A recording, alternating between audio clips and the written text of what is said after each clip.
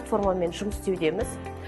Мысалы ретінде Rocket AI платформасында мұғалімдерге бірнеше мүмкіндіктер берілген. Ол жерде сабақ жоспарын жасау, тапсырмалар жасау, интерактив тапсырма жасау, ресурстардың ішінде барлық пәндер көрсетілген.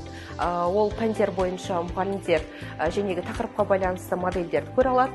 Ол модельдер балаларға да және қолжетімді. Қосымша бізде тағы да Google Workspace-пен жұмыс жасаймыз. Google Workspace-те әр жәнегі оқушының өзінің жеке аккаунты берілген.